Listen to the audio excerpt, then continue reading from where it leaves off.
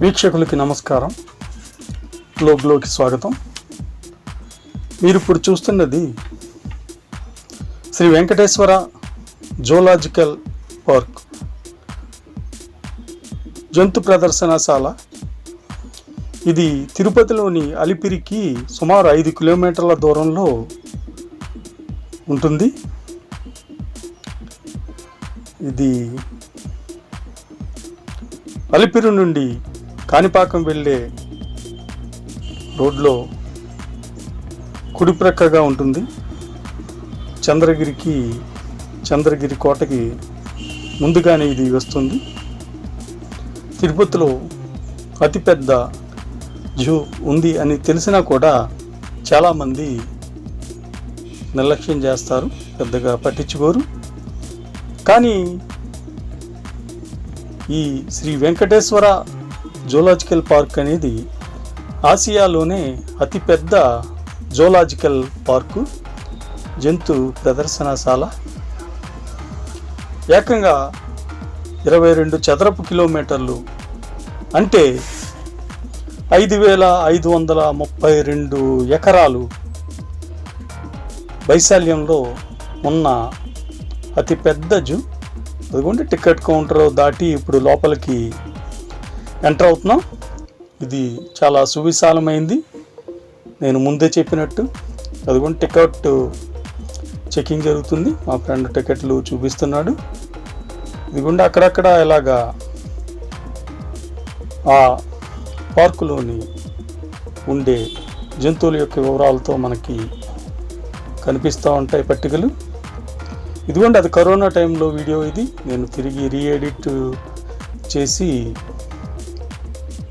Upload చేస్తున్నాను. ఇది మాట పూర్తిగా ఈ వెంకటేశ్వర జూలాజికల్ పార్క్ యొక్క స్వరూపం.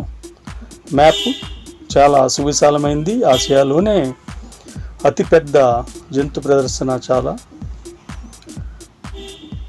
22 చదరపు కిలోమీటర్లు వైశాల్యం, 5,532 ఎకరాలు. దీన్ని వివిధ విభాగాలుగా విభజించారు. మయూరవాణి, మృగవాణి, వృక్ష విహార్ అనే విభాగాలు ఉన్నాయి. ఇక లోపలికి అడుగు పెడితే ఇలాగ చక్కటి రోడ్లు వేసి పార్కు చాలా అందంగా కనిపిస్తుంది. అదిగోండి, అప్పుడే రోడ్డు మీద ఒక కోతి మనకి కనిపించింది. మనకు మొదటగా కనిపించేది కూడా మంకీస్ సెక్షనే. బబూన్ అనే జాతి కోతిని అక్కడ ఏర్పాటు చేసి ఉన్నారు. దాన్ని మనం ఇప్పుడు చూస్తున్నాం. చక్కగా అది మన ముందు వైపుకే వస్తోంది. దాన్ని కేజీలో ఉండి చక్కగా ఏదో ఒక విన్యాసాన్ని అయితే చేసి చూపిస్తోంది. ఇది ఏ సర్కస్లోని జంతువో కాదు, సువిశాలమైన శ్రీ వెంకటేశ్వర జూలాజికల్ పార్కులో ఉంది. మరి అలా వచ్చి అలా ఆడి లోపలికి వెళ్ళిపోయింది బబూన్. ఇది మరో రకమైన మంకీ. ముందుగా అయితే మనకి ఇలాగా హనుమంతుడి మంకీయే కనిపిస్తాయి. లోపలికి వెళ్ళడానికి ఎదురు చూస్తుంటే ఆఖరికి ఇలాగా సైకిళ్ళు కూడా అక్కడ దిగిస్తారు. ఓపిక ఉన్న వాళ్ళు ఆ సైకిళ్ళు వేసుకునే మొత్తం ఈ లోపల ఉన్న సువిశాలమైన ప్రాంతాన్ని సందర్శించవచ్చు. అయితే ఎక్కువ మంది సందర్శకులు తాము తెచ్చిన వాహనాలని లోపలికి బయట టికెట్ కౌంటర్ వద్ద అమౌంట్ చెల్లించి, అది ఎప్పటికప్పుడు మారుతూ ఉంటుంది పరిస్థితులను బట్టి. మరి అంతేకాకుండా ప్రైవేటు వాహనాలు అయినా కూడా టికెట్ చెల్లించి లోపలికి రావచ్చు. వాటిల్లో వచ్చి లోపల విహరించవచ్చు, మొత్తం అన్నీ సందర్శించవచ్చు. అవి కాకుండా లోపల ఇంకా సందర్శించడానికి మన ఇష్టం. నడుచుకుని చక్కగా ప్రకృతిని ఆరాధిస్తూ ప్రకృతిని చూసి పరవశిస్తూ అలా నడుచుకుంటూ వెళ్ళిపోవచ్చు. చాలామంది మాకు అలాగా నడుచుకుంటా చక్కగా మెల్లిగా వెళ్ళిపోతున్న వ్యక్తులు సమూహాలు కూడా ఎక్కువగానే కనిపించాయి. అయితే మరి సమయం ఎక్కువ లేదు, 2-3 గంటల్లోనే మొత్తం అయిపోవాలంటే అదిగోండి మనం ఇప్పుడు వెళ్తున్నాం బ్యాటరీ కారు వద్దకి. ఈ బ్యాటరీ కారును కూడా ఇక్కడ ఈ జంతు ప్రదర్శనశాల వారు ఏర్పాటు చేశారు, ఈ జూలాజికల్ పార్క్ వాళ్ళు. అదిగోండి ఈ బ్యాటరీ కార్లు ఏ శబ్దం ఏం చేయకుండా చక్కగా వెళుతున్నాయి. నిజానికి ఇప్పుడు ఎలక్ట్రికల్ వెహికల్స్ అనేవి చాలా ఎక్కువ అయినాయి. బైకులు, స్కూటర్ల దగ్గర నుంచి మొదలుపెట్టి కార్లు, బస్సులు కూడా ఈ బ్యాటరీతో నడిచే ఎలక్ట్రికల్ వాహనాలు వచ్చేసినాయి. కానీ ముందులో అవి ఇలాంటి ప్రత్యేక ప్రదేశాల్లో, ముఖ్యంగా మనం తిరుమలలోను కొండపైన వృద్ధుల్ని, వికలాంగుల్ని తీసుకెళ్ళడానికి వాటిని ఉపయోగించేవారు, ఇలాంటి చిన్న చిన్న వాహనాలని. అలాగే ఇక్కడ జంతు ప్రదర్శనశాలలో శ్రీ వెంకటేశ్వర జూలాజికల్ పార్కులో మనం చూసేవాళ్ళం. ఇదిగోండి అటువంటి ఒక బ్యాటరీ వాహనంలో మేము మరొక ప్రదేశానికి వెళుతున్నాం. రకరకాల విభాగాలు ఉంటాయి, వివిధ రకాలైన పక్షులు, క్రూరమృగాలు, మనకి కోతుల్ని ఆల్రెడీ చూసాం. వీటన్నిటి వద్దకి వెళ్ళడానికి ఈ వాహనాలకి మనం మన చేతులకు గనక కంకణాలని కట్టించుకుంటాం. డబ్బు చెల్లిస్తే చేతికి వాళ్ళు పట్టీ వేస్తారు. ఇంకా మనం వాహనాలు, ఈ బ్యాటరీ వాహనాలు ఎందులో అయినా ఎక్కొచ్చు. మనం కావాల్సిన ప్రదేశానికి చేరుకున్నాక అక్కడ దిగిపోయి తిరిగి అక్కడ ఎంత సమయం కావాలనుకుంటే అంత సమయం ఉన్న తర్వాత తిరిగి మరొక అదే వాహనం ఎక్కాల్సిన అవసరం లేదు. మరొక బ్యాటరీ వాహనంలో అయినా ఖాళీ ఉంటే అందులోకి చేరుకుని మరో ప్రాంతానికి వెళ్ళవచ్చు. మరి ఇక్కడ సింహాలు, పులులు, చిరుత పులులు, తెల్ల పులి, ఏనుగులు, మొసళ్ళు, ఎలుగుబంట్లు, ఇదిగోండి పక్షులు ఉండే ఒక సెక్షన్కి వచ్చాం. ఇలా అన్ని రకాలైన జంతుజాలం ఇక్కడ మనకి కనిపిస్తుంది.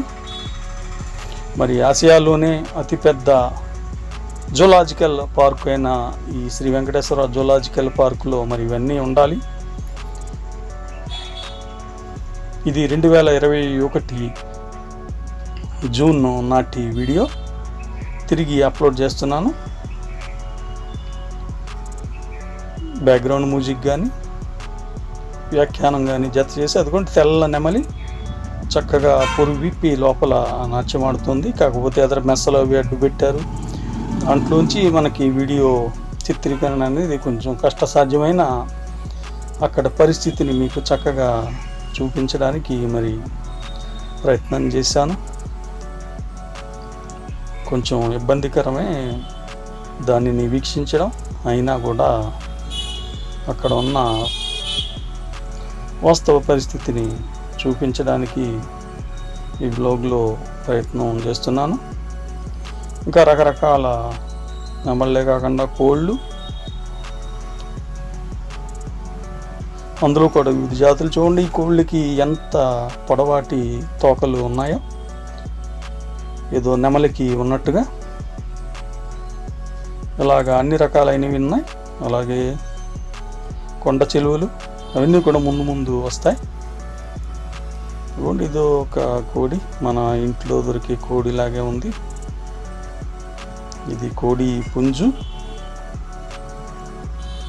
ఇలాగా ఇదొక విభాగం అని మనం చెప్పుకోవచ్చు. దాని తర్వాత తిరిగి మళ్ళీ వాహనంలోకి చేరుకున్నాం. ఇంకొక ప్రదేశానికి, ఇంకొక విభాగానికి చేరుకుంటున్నాం. పక్కపక్కనే కనుక అవి ఉంటే నడుచుకునే వెళ్ళిపోవటం అనేది జరుగుతుంది. కానీ 1 కిలోమీటర్ వరకు దూరం ఉన్న వాటికి వెంటనే వాహనాన్ని ఆశ్రయించక తప్పదు. ఇవ్వండి, ఈ చక్కటి అడవి మధ్యలో రకరకాల నిర్మాణాలు అవి కనిపిస్తున్నాయి. ఇక్కడైతే కొంచెం స్టాల్స్ అవి కూడా ఉన్నాయి, తినుబండారాలు లభిస్తున్నాయి. ఇప్పటికే ఇక్కడ చాలా వాహనాలు చేరుకుని మనకి కనిపిస్తున్నాయి. అలాగే ఈ ప్రదేశంలో అయితే మాత్రం ఎక్కువ మంది ప్రజలు మనకి సందర్శకులు కనిపిస్తున్నారు. ఇది ఏ విభాగమో మనం ముందుకు వెళ్ళాక అర్థమవుతుంది. దూరంగా ఆ శేషాచలం తిరుమలగిరిలు కనిపిస్తున్నాయి. ఒకసారి జూమ్ చేశాను దగ్గరికి. ఇదిగోండి, ఇది ఒక జంక్షన్ లాంటి ప్రదేశం కావచ్చు, అందుకని ఇక్కడ చిన్న దుకాణాలు అవి కనిపిస్తున్నాయి, వాహనాలు ఎక్కువ కనిపిస్తున్నాయి, సందర్శకులు కూడా ఎక్కువగానే కనిపిస్తున్నారు. అక్కడికి దగ్గరలో ఉన్న ప్రాంతానికి వెళ్ళాం. ఇది క్రూరమృగాలు, పులులు, చిరుత పులులు ఉండే విభాగం. అదిగోండి, దూరంగా మనకి ఆ మెస్లోంచి కనిపిస్తోంది చిరుతపులి. అది అక్కడ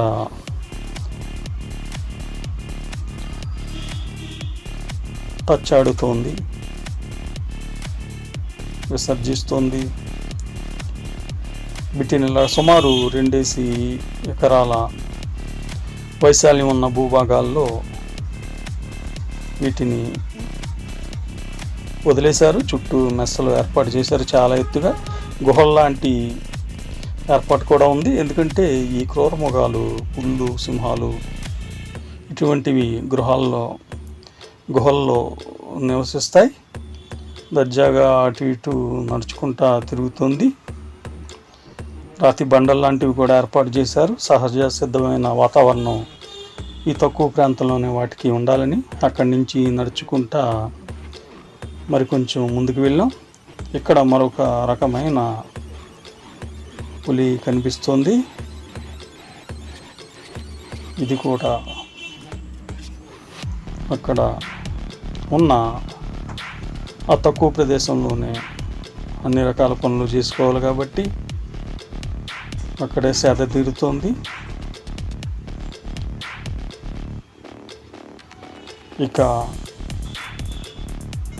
అందులోనే నేను అనుకోవటం మరొక జాతికి చెందిన రకరకాల జాతులు, వాటి ఆకారం కొంచెం మరి పెద్దదవటం, చిన్నదవటం, బరువు కలిగి ఉండటం ఈ రకంగా కనిపిస్తోంది. అయితే ఈ చిరుతపులి మాత్రం చాలా విచిత్రంగా ప్రవర్తించడం నేను గమనించాను. అదే ప్రదేశంలో అది తచ్చాడుతోంది. ఎందుకు అలా చేస్తోంది అంటే మరి విశాలమైన 100 కిలోమీటర్ల వైశాల్యం కలిగిన అడవుల్లో తిరిగే వీటిని ఇక్కడ జంతు ప్రదర్శనశాలల్లో ఈ తక్కువ ప్రాంతాల్లో బంధించి ఉంచినప్పుడు వాటికి ఇటువంటి అన్ని రకాలైన అవస్థలు ఏర్పడతాయి. మరి దీనికి వచ్చిన ఇబ్బంది ఏంటో కానీ ఇంకా అక్కడే 5-10 అడుగుల దూరంలోనే ముందుకి వెనక్కి తిరుగుతూనే ఉంది. ఆఖరికి దాన్ని చిత్రీకరణ చేయలేక నేనే దూరంగా వెళ్ళిపోవాల్సి వచ్చింది. ఆగుతుందేమో చూద్దాం అనుకున్నా. మేము నిలబడిన మెస్కి అతి సమీపానికి వచ్చింది ఈ చిరుతపులి. రకరకాలైన జీవజాతులు ఇక్కడ కనిపిస్తున్నాయి. అందరూ తప్పనిసరిగా తిరుపతి వెళ్ళినప్పుడు మరి వివిధ దేవాలయాలని ఎలా అయితే సందర్శిస్తారో అలాగే కాణిపాకం వెళ్ళే దారిలో ఉన్న ఈ వెంకటేశ్వర జూలాజికల్ పార్కును కూడా సందర్శించండి. అదిగోండి ఆఖరికి నేనే ఇలా దూరంగా వెనుతిరిగి వెళ్ళిపోతున్నాను. అది మాత్రం అలాగే పచారులు చేస్తూ వాకింగ్ చేస్తుంది. మరి అందరూ కూడా తప్పనిసరిగా, ముఖ్యంగా మీ కుటుంబంలోని పిల్లలు ఉన్నప్పుడు వారికి తప్పనిసరిగా తిరుపతిలో ఉన్న ఈ వెంకటేశ్వర జూలాజికల్ పార్కుని చూపించాలి. ఇటువంటి అవకాశం వారికి చిన్నపిల్లలుగా ఉన్నప్పుడే కల్పిస్తే వారు ఎప్పటికీ మర్చిపోలేని ఒక అనుభూతికి గురవుతారు పిల్లలు. ఇక్కడ కూడా చాలామంది పిల్లలు కనిపిస్తూనే ఉన్నారు. అదిగోండి అసలైంది పెద్ద పులి. ఆ పెద్ద పులి వద్దకు వచ్చేసాం మేము. నడుచుకుంటా దర్జాగా గంభీరంగా అది అటు ఇటు తిరుగుతుంది. నిజానికి ఇలాగా చిత్రీకరణ చేయడానికి వీలుగా ఇవన్నీ జంతువులు అందుబాటులో అన్నిసార్లు ఉండవని అందరూ చెప్తారు. అవి ఒక్కోసారి ఏదో మూల నక్కి ఉండి బయటికి అసలు రానే రావు. అటువంటిప్పుడు ఎదురు చూసి ఆ మెస్సలను పట్టుకుని వేలాడి సందర్శకులు తిరిగి విసిగి వేసారి వెనుదిరిగి వెళ్ళిపోవాల్సి వస్తుంది. మాకైతే అదృష్టవశాత్తు ఇప్పటివరకు అన్ని జంతువులు తమను తాము ప్రదర్శించుకున్నాయి. ముందులో బొబూన్ కోతి వద్ద నుంచి మొదలు పెడితే అన్నీ చక్కగా కనిపించినాయి. ఇదిగోండి దీనికోసం ఏర్పాటు చేసిన కృత్రిమమైన గుహలోకి అది తొంగి చూస్తోంది. తెలిసిన విషయం ఏంటంటే ఈ కృత్రిమంగా ఏర్పాటు చేసిన ఈ గుహల్లోనే వీటికి కావాల్సిన ఆహారమైన బీఫ్ని వాటిని వేస్తారని. ఇవి సుమారు ఈ పులి, చిరుతపులి ఇవన్నీ కూడా రోజుకి 4 కేజీల వరకు మాంసం తింటాయంట. అది మరి బీఫ్ మరి కోడి మాంసాన్ని కూడా ఇవి తింటాయో లేదో తెలీదు. ఈ రకంగా ఈ పులి మాకు అతి సమీపానికి కూడా వచ్చింది. దీన్నైతే ఈ మెస్సలోంచి చక్కగా చూసే అవకాశం లభించింది. అలాగే వీడియో చిత్రీకరణ చేసుకునే అవకాశం కూడా లభించింది. అవి మరి సందర్శకులను చూసి గందరగోళపడి గాండ్రింపులు చేయటం, అరవడం, తత్తరపోవడం అలాంటివి ఏమీ లేవు. కానీ ప్రతి జంతువు ఇక్కడ విసర్జించడం మాత్రం కనిపిస్తూనే ఉంది. అదేం విచిత్రమో కానీ. ఇక వాటికి ఈ సందర్శకులు ఈ కోలాహలం అంతా కూడా అలవాటైపోయి ఉండటం వలన పెద్దగా అవి బెదిరించడం కానీ బెదరడం కానీ అటువంటి ఏమీ చేసినట్టుగా దాఖలాలు ఏం కనపడలేదు. చక్కగా అక్కడే అటు ఇటు తచ్చాడుతున్నాయి, పచారులు చేస్తున్నాయి. వాటిని చూడటానికి మేమంతా వచ్చామనే విషయాన్ని గ్రహించినట్టుగా అవి మసలుకోవడం చూసి ఆశ్చర్యం కలిగింది. ఈ పుల్లనే కాదు, ఆఖరికి ఏనుగులు కూడా అలాగే. ఏనుగులైతే డ్యాన్సులు చేసినవి. సందర్శకుల్ని చూసి ఒకే చోట ఉంచిన ఏనుగులు. ఇదిగోండి ఈ పెద్ద పులిని ఈ బెంగాల్ టైగర్ తనివి తీరా చిత్రీకరించడం జరిగింది. నిజానికి అది దూరంగా వెళ్ళిపోయింది. జూమ్ ఎఫెక్ట్లో ఎంతసేపు అని చిత్రీకరణ చేస్తాం. ఒళ్ళంతా చెమటలు పట్టడం అదంతా మామూలే. హ్యూమిడిటీ ఈ వెంకటేశ్వర జూలాజికల్ పార్క్ ఏరియాలో ఎక్కువే ఉంటుంది. గతంలో కూడా నేను గమనించాను. ఇదిగోండి దూరంగా వెంకటగిరులు కనిపిస్తున్నాయి.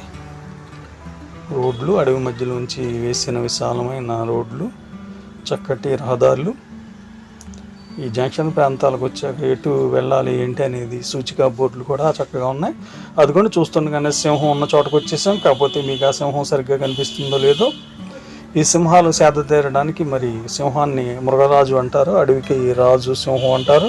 అందుకు ఏమో కానీ మరి ఇలా బల్లలు ఏర్పాటు చేశారు, ఎత్తైన బల్లలు చెక్కలతో చేసినవి. దాని మీద దర్జాగా సేద తీరుతుంది ఒక మృగరాజు. అటు ఇటో చూస్తోంది, ఇటువైపు తల తిప్పి లేదు. అది కూడా ఈ మెస్ లోపల ఎక్కడ ఉంది. మరి పులి, పెద్ద పులి, చిరుత పులిలాగా ఎగిరి దూకి రాదేమో, కానీ దీనికోసం ఏర్పాటు చేసిన మెస్ కొంచెం తక్కువ ఎత్తు కలిగే ఉంది.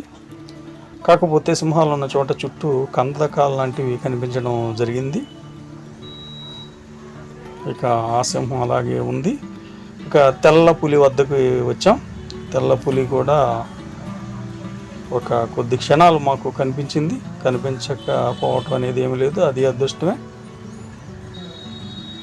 మనకి సరైన అదృష్టం లేకపోతే కనుక వీటిల్లో చాలా జంతువుల్ని మనం చూడలేకపోయే అవకాశం ఉంది. ఇప్పుడు ఇక్కడ తిరిగిన చోట ఎలుగుబంటిని అలాగే వీపు భాగం మాత్రమే చూడగలిగాం. ఇదిగోండి తెల్ల పులి. ఇటువంటి ప్రత్యేక జాతులకి చెందిన జంతుజాలాన్ని కూడా తెచ్చి వీళ్ళు ఇక్కడ ఈ పార్కులో ఏర్పాటు చేశారు చక్కగా. అది లోపలికి ఎక్కడికో వెళ్ళిపోతుంది. ఈ మాత్రమైనా కనిపించినందుకు సంతోషించాలి. చూస్తున్నారు కదా, ఇది కందకం అంటారు దీన్ని. అలాగ అందులో నీళ్లు ఉంటాయి చుట్టూ. మధ్యలో ఉన్న భూభాగంలో అది ఉంది. తగినంత ఎత్తు కలిగిన ఒక మెస్సో రక్షణగా ఉంది. ఇంక మళ్ళీ ఇక్కడి నుంచి వేరే ప్రాంతానికి వెళ్ళినా ఇది కొత్తగా ఏర్పాటు చేసిన ప్రాంతం కావచ్చు. అందుకనే భూమిని అంత చదును చేసిన విషయం తెలుస్తుంది. ఇప్పుడిప్పుడే ఈ మధ్యనే పచ్చిక మొక్కలు పెరగటం అదేమీ లేదు. దీన్ని కొత్తగా ఏర్పాటు చేసి ఉండవచ్చు. ఇక్కడికి తిరుపతి నగరం కూడా కనిపిస్తోంది. బహుశా చూస్తూ ఉండగానే ఎత్తైన ప్రాంతానికి చేరుకున్నట్టున్నాం. అదిగోండి ఆ మధ్యలో మరొక సింహం. ఇది ఆడసింహం, అందుకని దీనికి జూలు గీలు లేదు. అది కూడా దూరంగా సేద తీరుతుంది. జూమ్ చేసి చూస్తే చక్కగా బాగానే కనిపిస్తుంది. దీనికి తగిన ఏర్పాట్లు చేసి ఉన్నారు. ఇది కొత్తగా ఏర్పాటు చేసిన భూభాగం కావచ్చు. మధ్యలో పెద్ద పెద్ద బండలు ఏర్పాటు చేశారు. అవి ఒక్కొక్కసారి ఆ బండల మీద కూర్చోవడం అవి చేస్తుంది. ఇదిగోండి దాని తల మాత్రమే కనిపిస్తుంది. మిగతా శరీర భాగం ఆ బండ వెనకాల ఉంది. ఏమైనా మొత్తం సింహాలు, తెల్ల పులి ఇవి అన్నిటినీ ఇప్పటిదాకా అయితే విజయవంతంగా చూడగలిగాం. అక్కడి నుండి మళ్ళీ కొద్దిగా ముందుకు వెళ్తే మరొక తెల్ల పులి కనిపించింది. అది ఒక నీటి మడుగులో, కృత్రిమంగా ఏర్పాటు చేసిన నీటి మడుగులో మునిగి ఉంది. ఇది జూన్ నెల, వేసవి ఇంకా తీవ్రత ఉంటుంది కాబట్టి అవి చల్లదనం కోసం తహతహలాడుతున్నాయి. అందుకని ఆ కృత్రిమ నీటి మడుగులో శరీరాన్ని మొత్తం ఉంచి తల మాత్రం బయటికి పెట్టి చూస్తోంది. అదిగోండి అది కూడా ఒక చిన్న గుహ.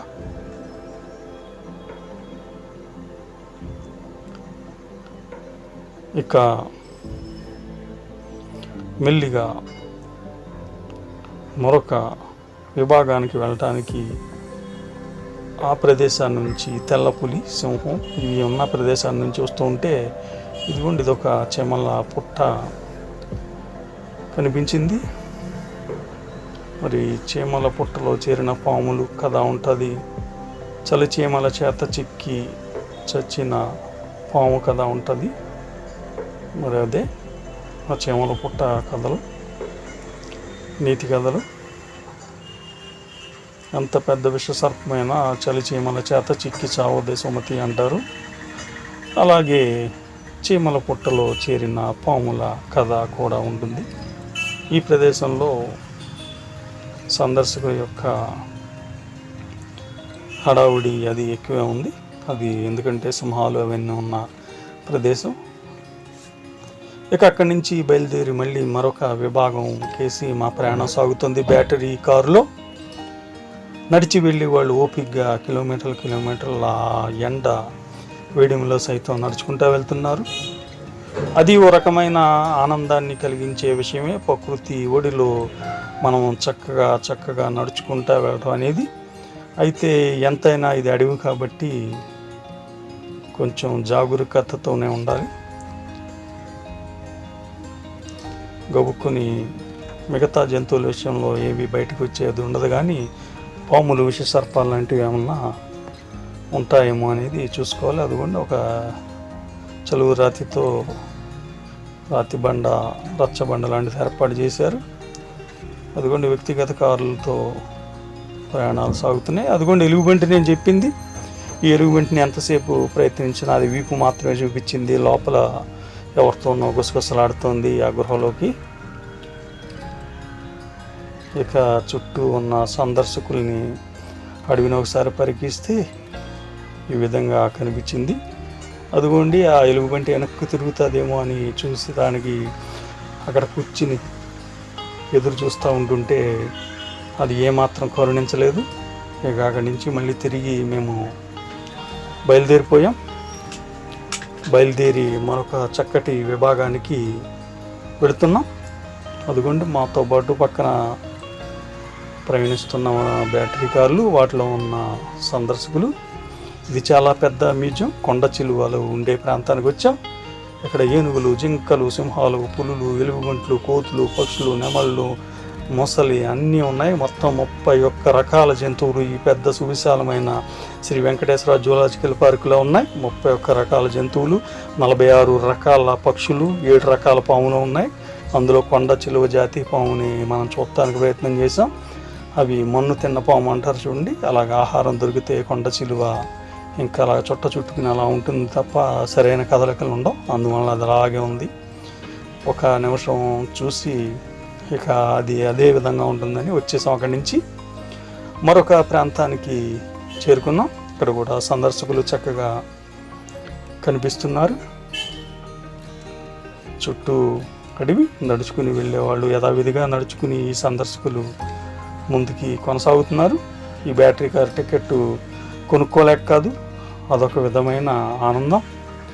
నడిచి వెళ్ళటం, చుట్టూ ఉన్న అడవిని పరికించుకుంటూ, అది కూడా ఒక చక్కటి అనుభూతి. కాకపోతే సమయం ఎక్కువ పడుతుంది మనకి. మళ్ళీ వెనుదిరిగి వెళ్ళే సమయం లేనప్పుడు అది కుదరదు. ఇదిగోండి నేను చెప్పినట్టు ఏనుగులు వచ్చేసినాయి. సుమారు ఒక 6 ఏనుగులు వరుసగా అక్కడ నిలిపి ఉంచారు. ఏనుగుల గురించి తెలిసిందేమో, మీకు తెలిసిన విషయమే కదా. వాటికి చిన్న ఇనుప గొలుసుని కడతారు. ముందు చిన్న వయసులో ఉన్నప్పుడు ఏనుగులకి పెద్ద గొలుసులు కట్టి బంధిస్తే అవి తప్పించుకుని వేరే చోటకి వెళ్ళడానికి ప్రయత్నం చేసి ఇక విసుగుదల వచ్చి ప్రయత్నం చేయడం మానేస్తాయంట. ఇంకా నేను ఎంత ప్రయత్నించినా ఆ ఇనుప సంఖ్యలను తెంచుకోలేను, బయటకు పోలేను అని అవి ఇక అలాగా భావించడం ప్రారంభించాక చిన్న చిన్న గొలుసుల్ని, అవి ఊరికినే బలంగా లాగితే ఊడొచ్చే ఇలాంటి గొలుసుల్ని కట్టినా కూడా అవి విడిపించుకోవడానికి ప్రయత్నం చేయవంట. ఎందుకంటే బలంగా వాటి మెదళ్ళు అది పాతుకుపోతుంది. నేను దాన్ని వదిలించుకోలేను అనే ఒక గట్టి ఆలోచనకి అవి గురైపోతాయి. ఇదిగోండి వరుసగా చక్కగా మరి ఏనుగులు మనకి కనిపిస్తున్నాయి, గజరాజులు. ఇవన్నీ కూడా ఈ అటవీ ప్రాంతంలో ఉన్నాయి. ఇక్కడ కూడా సందర్శకులు ఎక్కువే ఉన్నారు. అంతేకాకుండా సందర్శకులు కూర్చోవడానికి బల్లలు కూడా ఆ ఏనుగులకు ముందు భాగంలో వేసి ఉన్నాయి. అంటే సందర్శకులు ఈ ప్రాంతంలో ఎక్కువసేపు సేద తీరటానికి అవకాశం ఉంది ఏనుగుల్ని చూస్తూ. ఓ రకంగా సింహాలని అడవికి రాజు అన్న, మరో రకంగా ఏనుగులు, గజరాజులు కూడా అడవికి రాజులే. ఇదిగోండి డ్యాన్స్ చేస్తున్నాయి. ముఖ్యంగా ఏనుగైతే తలని అటు ఇటు విదిల్చుతూ, తొండాన్ని అటు ఇటు మెల్లి తిప్పుతూ ఇవి తమ నాట్యాన్ని చేస్తున్నాయి. ఇది కూడా యథావిధిగా విసర్జన అనే ప్రక్రియని కొనసాగించింది. ఇదేదో ఆనవాయితీ కింద అన్ని జంతువులు చేస్తూనే ఉన్నాయి, ముఖ్యంగా సింహాలు, పులులు. ఇప్పుడు ఏనుగు చక్కగా వరుస క్రమంలో ఉన్నాయి. వాటికి చెరుకు గెడలు అవి ఇవి ఆహారాన్ని వేసి ఉన్నారు. దూరంగా ఉన్నప్పటికీ మరి సెల్ ఫోన్ వీడియోలు అయినప్పటికీ చక్కటి జూమ్ చేసే సదుపాయాలని వాటిలో ఏర్పాటు చేయటం వలన మనం ఈ రోజున ఇవన్నీ కూడా చూడగలుగుతున్నాం.